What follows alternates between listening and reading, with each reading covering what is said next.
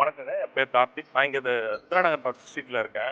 பார்க்ல இருந்து walkable distance தான். திருவேங்கடம் பார்க் அடிக்கடி வருவோம். பையனை கூட்டிட்டு வருவோம். இங்க ஃபர்ஸ்ட் இருந்ததை விட இப்ப நல்லா சேர்ஸ், ஊஞ்சல் அதெல்லாம் புதுசா போட்டுருக்காங்க. நல்லா இருக்கு.